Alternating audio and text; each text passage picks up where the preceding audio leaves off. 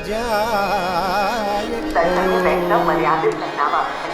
ब्रजराज लड़े तेलारी। मैं नाथ द्वारा पहुंच तो गया, पर यहाँ से कभी निकल पाऊंगा या नहीं, ये सवाल एक सवाल ही रह जाएगा। सुबह सुबह तैयार होकर जब मैं निकला तो पाया उत्साह में थोड़ा जल्दी ही निकल आया। कितनी शांति है यहाँ।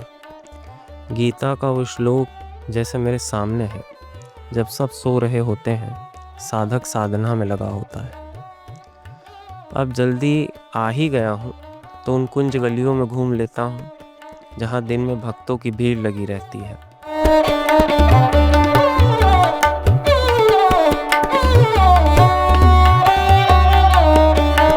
यहाँ भक्तों के लिए वैष्णव शब्द का प्रयोग किया जाता है।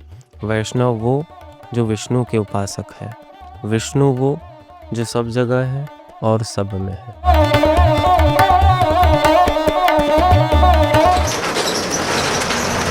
श्रीनाथ जी में उनकी राग भोग और श्रृंगार की सेवा होती है। यहाँ पर श्रीनाथ जी पानी भी पीते हैं तो उन्हें पद गाकर सुनाए जाते हैं ताकि वो अच्छे से पानी पिए। भोग भी उन्हें इतने प्रकार के लगते हैं और सब मौसम ऋतुओं के अनुसार भोग लगाया जाता है। और श्रृंगार के तो कहने ही क्या, पूरी दुनिया श्रीनाथ जी की दीवानी है।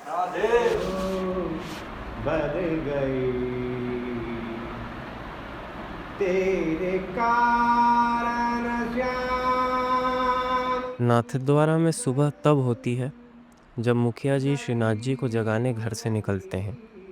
प्रभु को जगाने से लेकर सुलाने तक सब कुछ मुखिया जी की ही देखरेख में होता है। श्रीनाथ जी की अष्टायाम सेवा होती है, यानी 8 समय की सेवा। सुबह मंगला, फिर श्रृंगार, फिर उत्तापन, उसके बाद फिर राजभोग, उसके बाद शाम के समय प्रभु फिर उठते हैं, उसके बाद उनको फिर भोग धराया जाता है, फिर संध्या, फिर शयन। सब द्वार ठाड़े देर बंसी भई, गायन के सब बंद छूटे, डगर बन गई है जागे हो हे मोहन।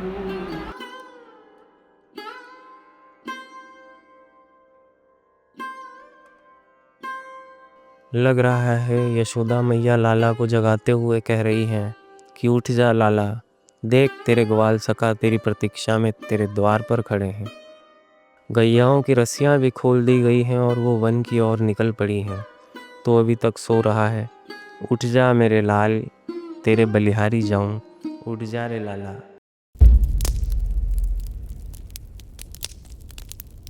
यहाँ पे जब औरंगजेब का शासनकाल था, उस समय वो मूर्तियाँ वगैरह तोड़ने का जो ऑर्डर दे रहा था, तो उस समय ठाकुर जी वहाँ से 1728 में यहाँ नाथद्वार आए। तो मेवाड़ के महाराणा ने उनको कहा कि आप आनंद से ठाकुर जी को बिराजवाओ। बाकी किसी भी राजा रजवाड़ा ने ठाकुर जी को यहाँ स्थापित करने के लिए उनके लिए मना कर दिया कि नहीं, औरंगजेब से हम वेर मोल नहीं लेवे। तो मेवाड़ के महाराणा राज सिंह जी ने हाई भरी, यहाँ ठाकुर जी के मंदिर बनवाया और पूरी ठाकुर जी के जगह वगैरह भेंट दे के न कि भाई ठाकुर जी का भी खर्चा नहीं हो, आप आए हो आराम से यहाँ बिराजो। और इनकी सेवा श्रृंगार जो व्यवस्थित जैसे महाप्रभु जी वल्लभाचार्य जी ने चालू की है, गोसाई जी ने चालू की है, वो क्रम और बढ़ाओ आप यहाँ पे। तब से लेके आज तक वो क्रम बरोबर चल रहा है और दिन ब दिन बढ़ोतरी हो रही है। जब औरंगजेब नाथद्वारा में श्रीनाथ जी के मंदिर पर आक्रमण करने के लिए आया तो उस गेट पर जब वो पहुंचा तो अंधा हो गया। उसके बाद उसने श्रीनाथ जी से माफ़ी मांगी और उसने एक हीरा श्रीनाथ जी के लिए दिया, जो हीरा आप श्रीनाथ जी की हमेशा ठोड़ी पर देखेंगे। उसके बाद से आप देखेंगे कि यहाँ पर जब आक्रमण हुआ तो हिंदू अगर कोई श्रीनाथ जी के मंदिर पर आक्रमण करेगा तो उसे गाय की सौगंध दी गई है, गाय की कसम दी गई है। और अगर कोई मुस्लिम श्रीनाथ जी के मंदिर पर आक्रमण करता है तो उसे अगले जन्म में सूअर बनना पड़ेगा, ये सौगंध दी गई है, जो यहाँ पर पत्थरों पर अंकित है। उनके बाद में जब ठाकुर जी एक बार यहाँ से वापस अपने गशियार जो गए, बीच में अपने सिंधिया ग्वालियर के जो सिंधिया थे उसका और इंदौर के होलकर का, उनकी आपस में झगड़ा हुआ तो वो इधर आए ना, तो उस समय वो थोड़ा फसाद के हिसाब से मेवाड़ महाराणा ने इनको उदयपुर बुला लिया श्रीनाथ जी को। तो 1.5 साल तक उदयपुर रहे, पर वहाँ का वायुमंडल हिसाब किताब उनको अनुकूल नहीं लगा, तो उदयपुर और नाथद्वारा के बीच में जो गशियार है वहाँ पे 212-15 साल पहले के अंदाज वहाँ रुके, वहाँ 8-9 साल रुके। तो यहाँ का जो ये मंदिर जो अपने विठलनाथ जी के जो हरिराय महाप्रभु है ना, उन्होंने ये मंदिर का नक्शा बनाया, इसी नक्शे से वो गशियार का मंदिर बना हुआ है। तो 8-9 साल वहाँ बिराजे आनंद से, और इधर वापस वो फसाद ठंडा पड़ गया, मेवाड़ महाराणा ने वापस बुला लिया कि आप तो यहाँ आ जाओ। उसके बाद में तब से लगा कि अभी तक बिराजे। तो प्रभु श्रीनाथ जी नाथद्वारा में पधारे, लेकिन वो ब्रज भी नहीं छोड़ सकते, इसलिए शयन होने के बाद वो यहाँ से वृंदावन चले जाते हैं और मंगला के समय फिर से यहाँ आ जाते हैं। क्योंकि ठाकुर जी को ब्रज अतिशय प्रिय है, तो यहाँ आए, मेवाड़ के अपने महारानी मीराबाई के और अजब कुंवर बाई के प्रेम के कारण आए, उनको वादा किया था इसलिए आए थे। तो अब यहाँ रुक रहे हैं, और उस समय की परिस्थितियाँ वो अलग बनी, लेकिन वो परिस्थितियाँ बनी, लेकिन मूल कारण इनका प्रेम था, इसके कारण ठाकुर जी यहाँ आए। लेकिन ब्रज भक्तों को भी वो वहाँ छोड़ नहीं सकते हैं, ब्रज को भी छोड़, तो वहाँ से वो शाम को शयन आरती हुई और ठाकुर जी वहाँ पधार जाते हैं। तो 6 महीने अपने यहाँ बंद शयन के दर्शन बाहर होते हैं, और 6 महीने वहाँ खुलते हैं शयन के दर्शन, और फिर अनुसर वहीं करते हैं। सुबह वापस संगनाथ होते ही ना ठाकुर जी यहाँ पधार जाते हैं। नाथद्वारे की वसावट उस समय जिस हिसाब से थी, खाली गांव था, लेकिन उसके बाद में जो आज जो आप देख रहे हो बढ़ोतरी दिन ब दिन हो रही है। यहाँ के लोग रूटीन में रहने वाले भी, लेडीज़ जेंट्स, एक दर्शन तो नियम से करते ही हैं। औरंगजेब का आक्रमण श्रीनाथ जी का मेवाड़ में पधारने का एक कारण हो सकता है, पर प्रमुख कारण नहीं है। प्रमुख कारण है मीराबाई की देवरानी अजब कुंवरी जी। अजब कुंवरी जी ऐसी भक्त हुई जिनके साथ चौपड़ खेलने श्रीनाथ जी ब्रज से मेवाड़ प्रतिदिन आते थे। एक दिन अजब कुंवरी जी ने श्रीनाथ जी से कहा कि आप नित्य प्रतिदिन ब्रज से मेवाड़ पधारते हैं और मेवाड़ से पुनः ब्रज की ओर प्रस्थान करते हैं, आप थक जाते होंगे, तो आप एक काम कीजिए कि आप मेवाड़ में ही रहिए। तब श्रीनाथ जी ने अजब कुंवरी जी से कहा कि जब तक गोसाई जी इस धराधाम पर है, तब तक तो मैं ब्रज में गोवर्धन के ऊपर ही वास करूँगा, तत्पश्चात मैं मेवाड़ आकर रहूँगा। और उसके बाद श्रीनाथ जी मेवाड़ पधार गए, तब से आज तक यहीं विराजमान है। पर अकेले नहीं आए, इनके साथ आए ब्रज के क्षेत्रपाल महादेव बूढ़ा महादेव के रूप में।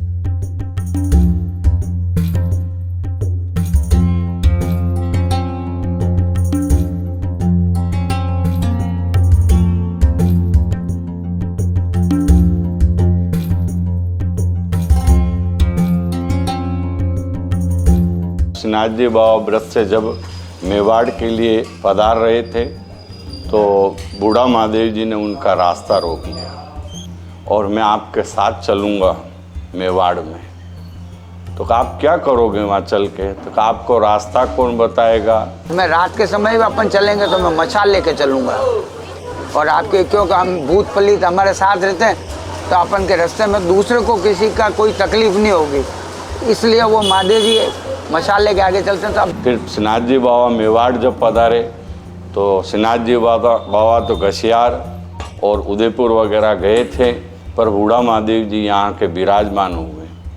आज भी परंपरा से जब राजभोग के दर्शन खुलते हैं, तो श्रीनाथ जी बाबा के यहाँ से एक वैष्णव की नौकरी लगी हुई है, वो आके यहाँ दरवाजे से आवाज़ देता है कि बूढ़ा महादेव जी बेग पधारो, दर्शन खुलने की तैयारी है।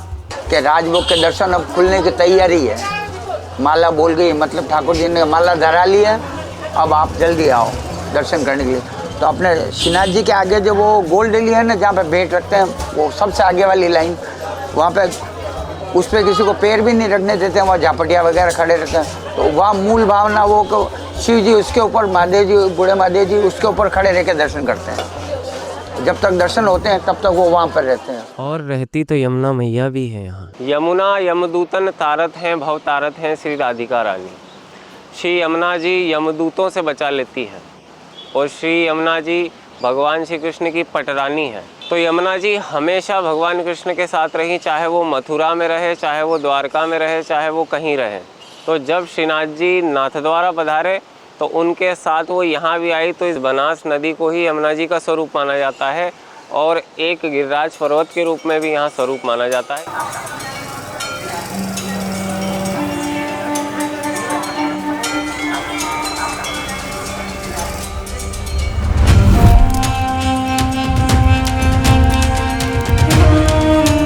यथा राधा प्रिया विष्णुर तस्याह कुंडम प्रियम तथा।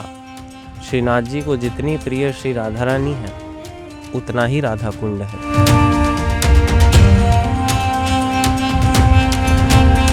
राधा कुंड, श्याम कुंड, यमुना महारानी, गोवर्धन सभी को विराजमान करके आप श्रीनाथ जी ने नाथद्वारा को ब्रज बना ही दिया, इसमें कोई दो राय नहीं है। धर्म मंडप के 5 स्तंभ बताए गए हैं। उत्तर में बद्रीनाथ, पूर्व में जगन्नाथ, पश्चिम में द्वारकानाथ और दक्षिण में रामनाथ यानी रामेश्वरम और मध्य में श्रीनाथ। किसी भी सनातनी हिंदू को इन सभी धामों के दर्शन करना चाहिए और अगर धर्म मंडप के 5 स्तंभ के दर्शन कर लिए जाएं तो व्यक्ति मुक्त हो जाता है। लेकिन अगर कोई इन 4 धामों के दर्शन न कर पाए तो मध्य के स्तंभ यानी श्रीनाथ के दर्शन करने पर 5 स्तंभ के दर्शन करने का फल प्राप्त होता है।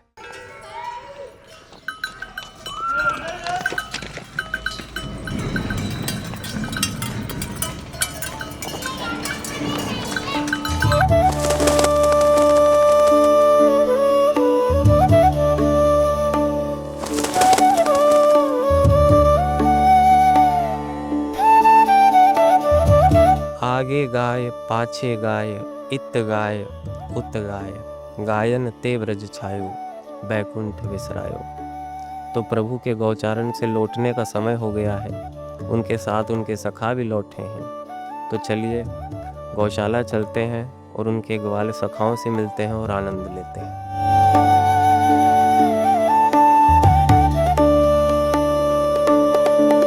गौशाला में प्रवेश करते ही हृदय आनंद से भर गया। तभी मन में एक प्रश्न हुआ, तो मैंने श्रीनाथ जी के ग्वाल सखा हमारे बाबा से पूछ ही लिया कि गौशाला में जो आनंद है वो और कहीं क्यों नहीं मिलता। तो बाबा ने कहा कि ऐसा इसलिए है क्योंकि श्रीनाथ जी के मित्र सखा और उनकी प्राण सभी गैयाएँ यहाँ रहती हैं, तो उनको खेलना कूदना सब गौशाला में अच्छा लगता है। इसलिए यहाँ आनंद की अनुभूति होती है और उस आनंद की अनुभूति होती है जो अन्यत्र कहीं भी प्राप्त नहीं होता। तो चलिए अब उस दुनिया में प्रवेश करते हैं जिसके लिए प्रभु ने बैकुंठ भी त्याग दिया।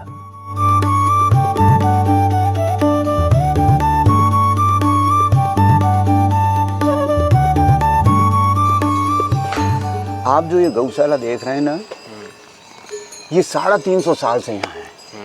कितने? 350 साल। वो 150 साल पहले जब वहाँ गिरिराज जी में जब प्राकट हुआ था, 350 से 150 साल पहले, यानी कि 500 550 साल हो गए। तो वल्लभाचार्य जी का जब प्राकट हुआ तो दक्षिण में, और श्रीनाथ जी का प्राकट हुआ गिरिराज जी में। तो गिरिराज जी में जब प्राकट हुआ तो वो एक गाय थी, एक गाय थी संतू पांडे की। उस गाय ने जाके और उन्हें वो दूध झड़ती थी उसके ऊपर, गिरिराज जी के ऊपर। तो उससे वो श्रीनाथ जी वहाँ प्रकट हुए। सबने देखा, करे तो गाय का दूध हुई, तो गाय तो खाली हो जाती थी, इस तरह होती। तो वो वहाँ तो श्रीनाथ जी का प्राकट हुआ और वहाँ महाप्रभु जी का प्राकट हुआ चंपारण्य में। ठीक है। तो फिर महाप्रभु जी पधारे, तब श्रीनाथ जी को प्रकट बाहर पधराया। ये वही श्रीनाथ जी, श्री वल्लभाचार्य जी ने। तो उस टाइम जो परिपाटी बंदी, तो महाप्रभु जी ने पहले गाय भेंट की थी श्रीनाथ जी को, पहले।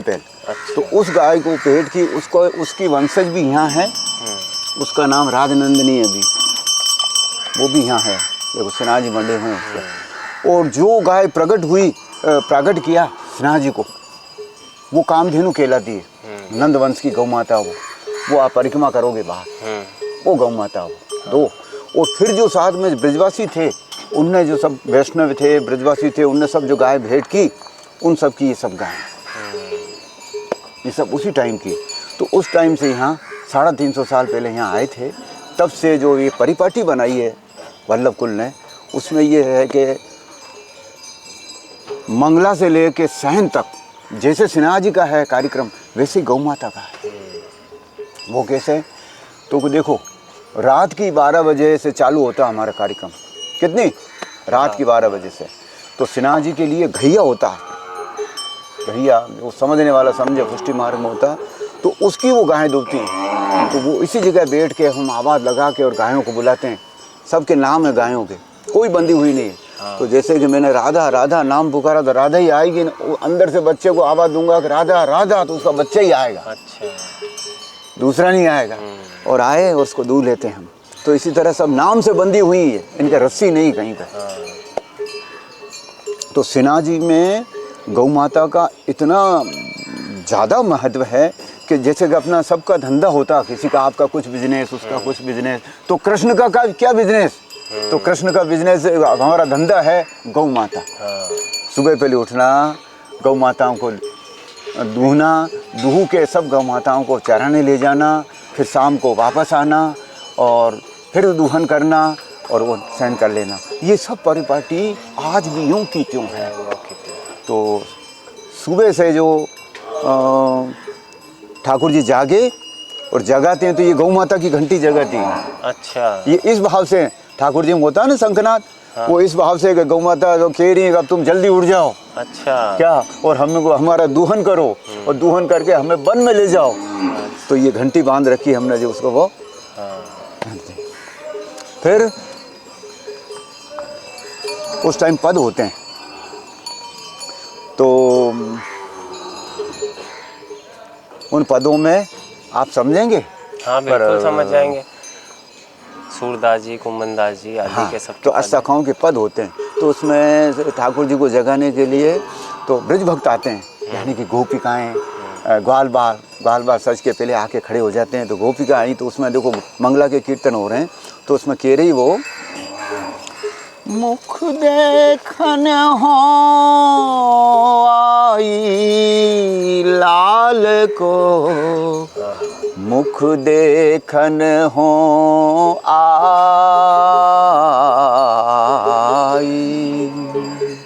काल मुख देख गई, दही जात गयो बिकाई, दिन तदूनो लाभ भयो, घर काजर बचिया जाई, आई हो थम्बी साथ के, मोहन दे हो जगाई, परमानंद सयानी ग्वालनी, सेन संकेत बताई, मुख देखन हो आई। तो इस तरह से वो जगा रहे हैं। बहुत सुंदर पद परमानंदा जी, परमानंदा जी जगा रहे हैं ब्रज भक्त कि लाला उठ जाओ। तो क्यों? कि देख मैया, तेरे लाला को काल हम मोड़ो देख गई, तो मेरो दही झट बिक गयो, भाई दान बिक गयो। और घर जाके खबर पड़ी तो मेरी गौ माता ने बछिया जाइए।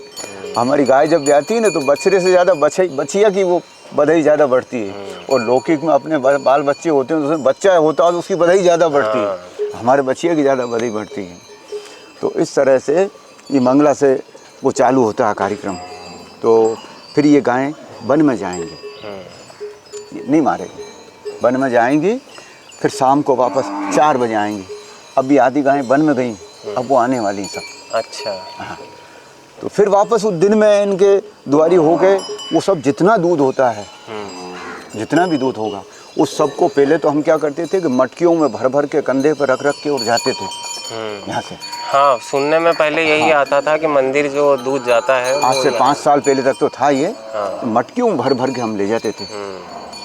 तो अब वो बंद हो गया क्योंकि भीड़ भाड़ ज़्यादा हो गई और वो गंदगी बहुत हो गई। तो वो गंदगी में से फिर वो बड़ी वो होती है। तो अब क्या हुआ कि अब हमने वो रथ लगा दिया, उस रथ में उसको पधरा देते हैं और वो मंदिर में दोनों टाइम चला जाता। तो वहाँ वो सामग्री होती है, जितना भी दूध होता है वो सब सिन्हा जी के लिए ही है और किसी के लिए नहीं। थोड़ा बहुत रहे तो इन बच्चों के लिए होता है या फिर हमको आल-बाल थोड़ा, बाकी सब सिन्हा जी का ही वहीवट है सब। मुखिया जी से मिले थे तो उन्होंने पिलाया था। हाँ, बोले ये दूध जो है ये आपको प्रसाद तो सब जगह मिल जाएगा, पर ये जो दूध है ये गौशाला का जो लालन और श्रीनाथ जी को भोग लगा है ये गौशाला से ही लगता है। गौशाला ये कहीं नहीं मिलेगा। उसको घैया कहते हैं। हाँ। घैया का दूध होता है। अच्छा। स्पेशल।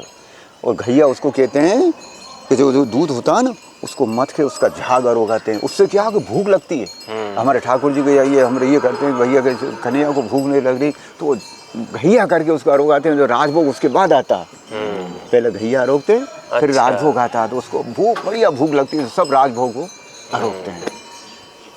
तो ऐसा तो प्रतीत तो यही होता है कि जिस समय भगवान कृष्ण अपनी गैयाओं को जैसा रखते होंगे हष्ट पुष्ट, वैसे ही यहाँ सब गैया नजर आती है। वही कार्यक्रम सब जिस तरह से नंदराय जी ने रखी, खुली हुई गाय देखो कहीं नहीं दिखेंगी आपको। सब खुली हुई गाय, किसान तक खुले हुए हैं, किसी को नहीं बांधते हैं और सब नाम से बंधे हुए हैं। नाम से ही आएंगी, नाम से ही जाएंगे।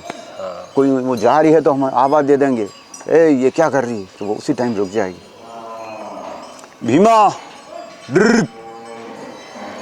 बहादुर, ये बछड़े उधर। अच्छा। ये सब बच्चे हैं, उसमें ये इसमें, ये सब बच्चे हैं उधर। हाँ।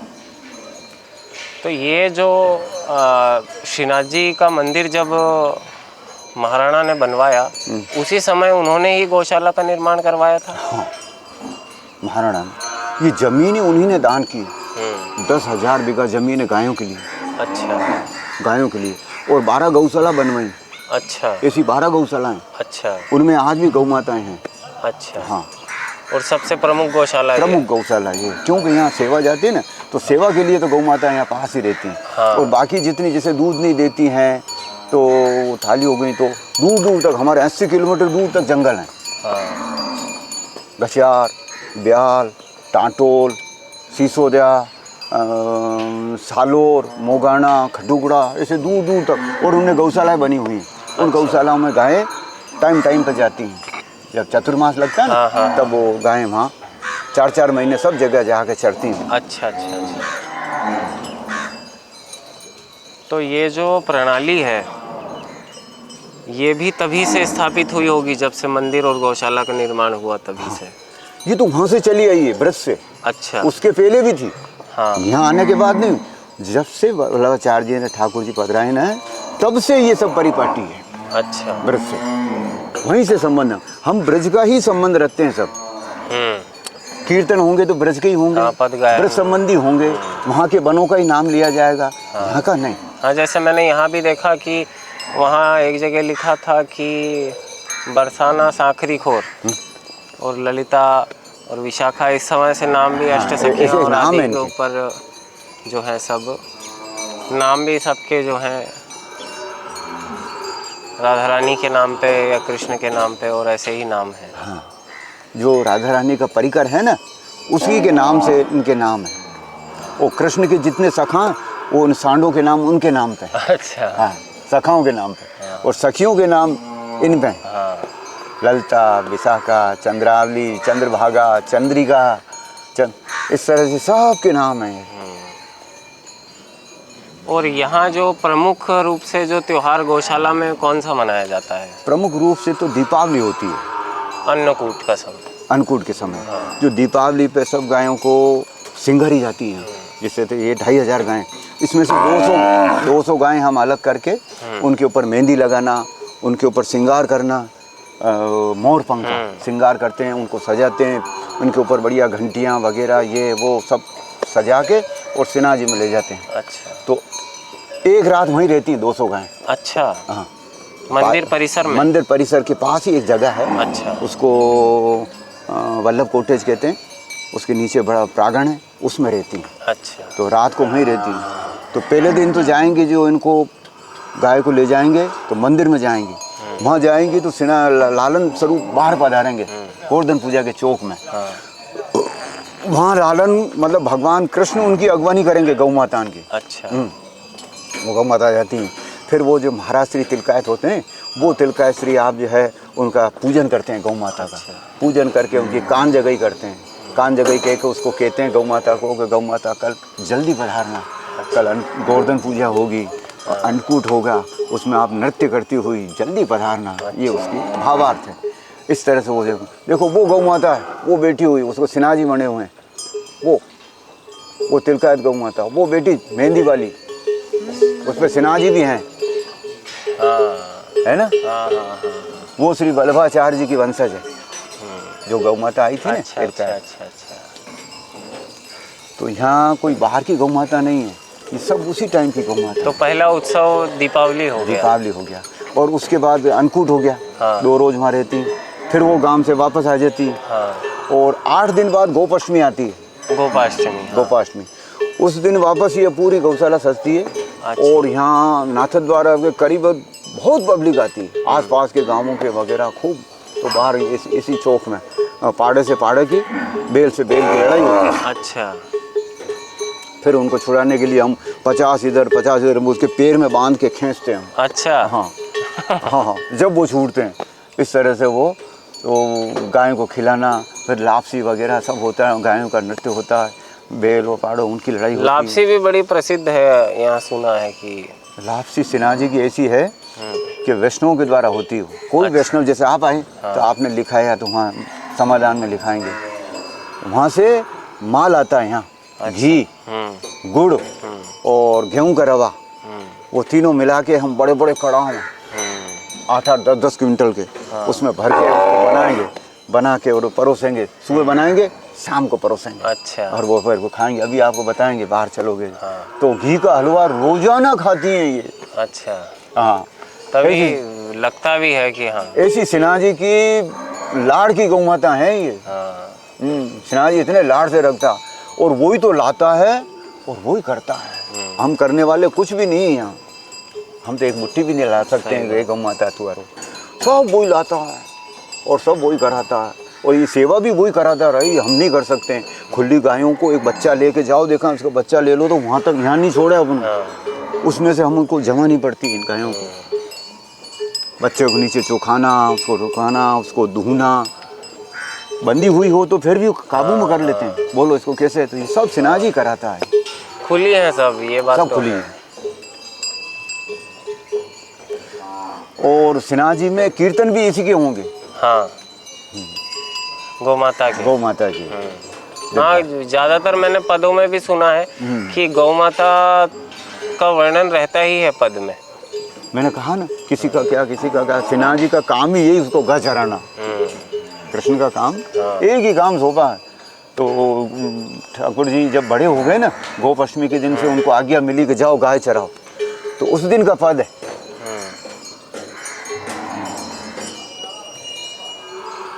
मैया में गाय चरावन जई हो, ओ मैया में गाय चरावन जई हो।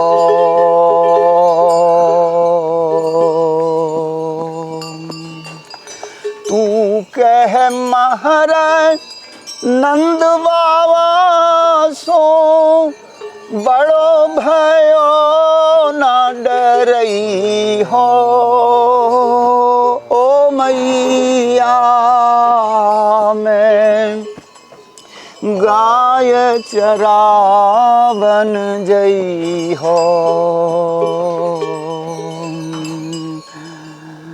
श्री दामा आदि सखा सब और हलधर संग लई हो,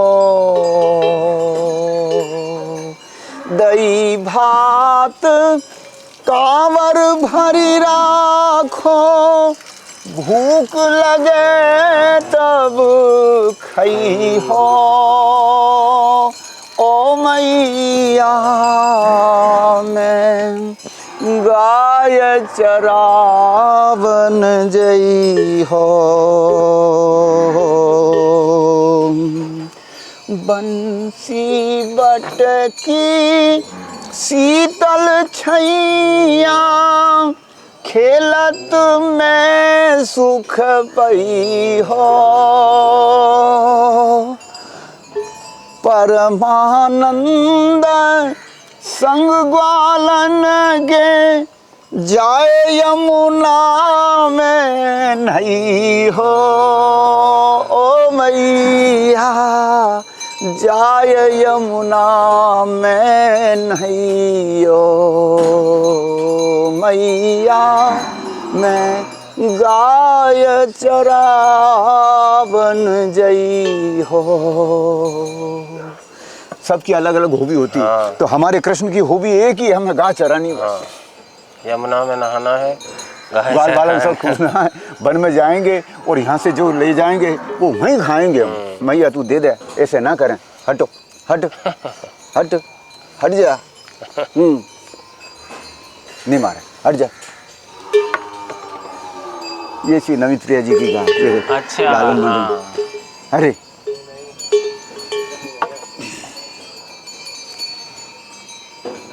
हाँ। बहुत सुंदर भाव है यहाँ पर, और आपका भाव तो आज तक जितने भी मैं गौशाला या कहीं भी गया हूँ, इतना सुंदर भाव। और ये भाव भी पुष्टि मार्ग में प्रधान भी है कि जो है लालन की सेवा है, भावात्मक। ये पुष्टि मार्ग ही भावात्मक है।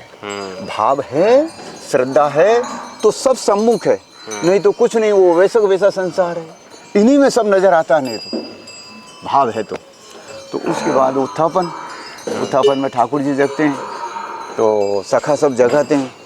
जगाने के बाद फिर वो गाय, भैया गाय सब बिखर गई हैं, आवाज़ दो। तो ठाकुर जी फिर वन में जाके उठे, थोड़ा आराम किया, वन में जो वो कदम के वृक्ष पे चढ़ जाते हैं। तो क्या रोजाना की लीला, रोजाना कीर्तन होते हैं सिन्हा जी। कदम चढ़ कान बुलावत गैया, कदम चढ़ कान बुलावत गैया, आवो रे आवो सखा सिमट सब पाई है इकठैया। गोविंद प्रभु बल दाऊ सो कहन लगे, अब घर को बगदैया। कदम चढ़ कान बुलावत गैया। फिर चले तो गौ माता फिर ब्रज में आ गई। कहाँ आ गई? ब्रज में आ गई। वन से ब्रज में आ गई। ब्रज में आ गई तो चारों तरफ ब्रज भक्त खड़े हैं और गौ माता पधार रही हैं, तो ठाकुर जी बीच में हैं। माता ऐसे ना करें, देखो वो का वो सीन है। आगे गाय पाछे गाय, इत गाय उत गाय, गोविंद को गायन में बस वोई भावे। गायन के संग धावे, गायन में सचु पावे। गायन की खुर रज अंग लभटावे। गायन के हेत धायो, बेकुंठ हु बिसरायो। गायन के हेत गिरी कर ले उठावे। छीत स्वामी गिरधारी, विठलेश वपुधारी। ग्वारिया को भेष धरे, गायन में आवे। आगे गाय पाछे गाय, हित गाय उद गाय, गोविंद को गायन में बस वही भावे। ग्वारिया का भेष धर के, राजा महाराजा का नहीं। वो ये हाड़बन माथे पे गमछा, एक वो चंद्रिका और लठ हाथ में, कामर ऊपर और बंसी, ये ग्वारिया का भेष। तो इसी तरह की नित्य की लीला हमारे है। बहुत सुंदर भाव जानकर अच्छा लगा आपसे गौशाला के और पुष्टि मार्ग में जो भावात्मक भक्ति के बारे में और गौ सेवा और जो गौ के प्रति प्रेम है, ऐसा बिरला ही अपने को कहीं देखने को और जगह मिलता है जो यहाँ पर देखने को मिलता है। और यहाँ गायें भी बहुत प्रसन्न दिखती हैं, क्योंकि मैं बहुत जगह जाता हूँ तो वहाँ दिखता है कि गायों के आंखों से बहुत आंसू है, पर यहाँ जितनी देख रहा हूँ दिख नहीं रहा। सब ये प्रसन्न। इनकी प्रसन्नता है। हाँ।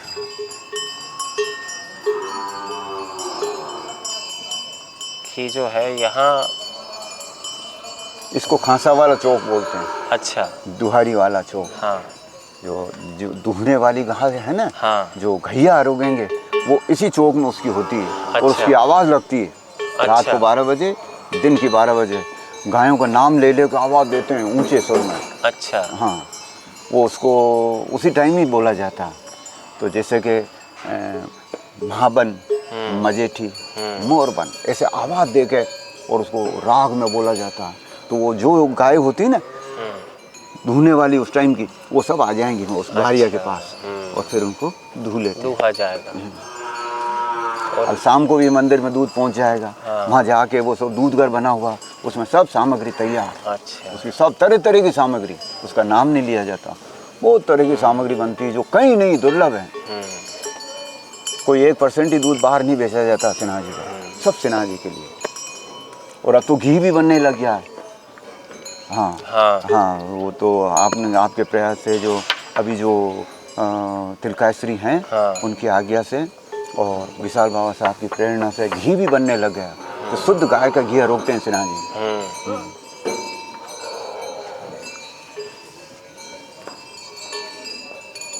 और कुछ बस आपने इतनी कृपा करी, इतना सब कुछ बताया, पद गायन करा आपने। और मैं तो ये कहना चाहूँगा, आप तो बहुत सुरीले भी हैं, जो बहुत सुंदर पद गायन आपने किया है कि हृदय को बहुत आनंद प्राप्त हुआ। और पदों में तो शक्ति है ही, जैसे मानते हैं कि मंत्रों में शक्ति है, वैसे ही पदों में भी उतनी ही शक्ति है। पद तो साक्षात हैं। हाँ, हमारे पुष्टि मार्ग में तो पद में साक्षात है। जैसे कि वो जो पद गाया जाता है वो रोजाना नित्य लीला है, तो वो होता ही है। हाँ। और पदों में तो ऐसा लगता है कि दृश्य सामने है, चल रहा है आंखों के सामने। राधा जी दोहने आई हैं। देखो एक पद थोड़ा सा हाँ। तुम तुम कान तो पे कौन दुहावे गैया, ओ कान तो पे कौन दुहावे गैया, कारो ही रंग तेरो कारी का मरिया, बिदक जावेगी मेरी गैया, ओ कान तो पे कौन दुहावे गैया। प्रिया जी कह रही कि तो पे गाना दुआ में भैया, तू तो जा दे, तू ऐसो ही तो कारो, तू ऐसी तेरी कारी कामर, वो गा दे के भड़क जाएगी तो मेरे दूध ही ना देगी, तू दुआनो तू देवे दे, हम दो लेंगी गाय। ये नृत्य की लीला राधा और कृष्ण की जो आज भी यहाँ होती हैं, किसी भाग्यशाली को आज भी यहाँ दर्शन होते हैं। ये लीला के सब वो परिपाटी आज भी है, अभी तक तो खूब आनंद है। फिर ठाकुर जी की इच्छा चलती रहेगी ये तो अनवरत, और चलती रहे भगवान श्रीनाथ जी की कृपा से। खूब चलेगी, खूब चलेगी। यहाँ तो सब लाने वाला ही सिन्हा जी ने, लाने वाला ही सिन्हा जी, सब सिन्हा जी का ही कार्यक्रम है। यहाँ तो वो उस गाय का लो भैया, वहाँ चलना है। वहाँ चल के आप लोग चलो। हाँ, लकड़ी उल्टी पकड़ी है, काम उल्टा हो जाएगा, सीधी पकड़ो। आओ।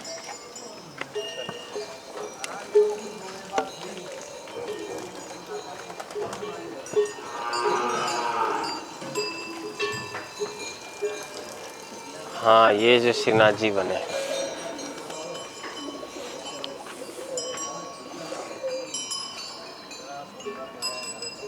इस गाय का नाम राजनंदिनी है। अच्छा। अभी इसने ये वहाँ जाती है, हाँ, वहाँ गई अभी और तिलक करवा गई।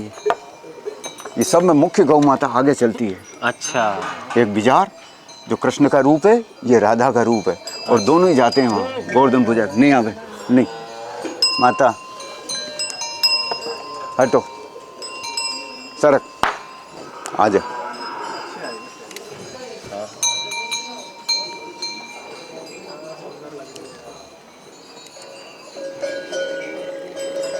इसको सजाते हैं ना, तब देखो आप, ऊपर तो सोने के सींग, हाँ हाँ, और चांदी की पायल। अरे अरे जेठा मारे ना, यूं ना करें। मोर पंखी पटियाएं, जेठा हटो हटो। पैरों में घुंघरू, गले में कंठा हार, मोर पंख ही वो मोती बनाए जाते हैं इनके, वो मोती बनते हैं, गले में मोती हैं, और रंग बिरंगी चित्राम इनके ऊपर। ये क्यों? तो ऐसा प्रतीत हो रहा है कि गायन ते ब्रज छायो बैकुंठ बिसराए।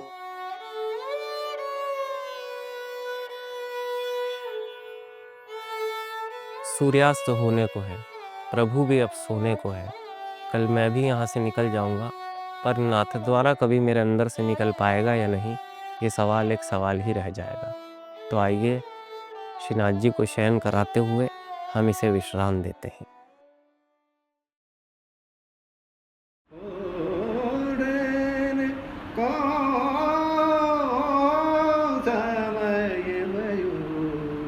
अब पौड़न को समय भयो।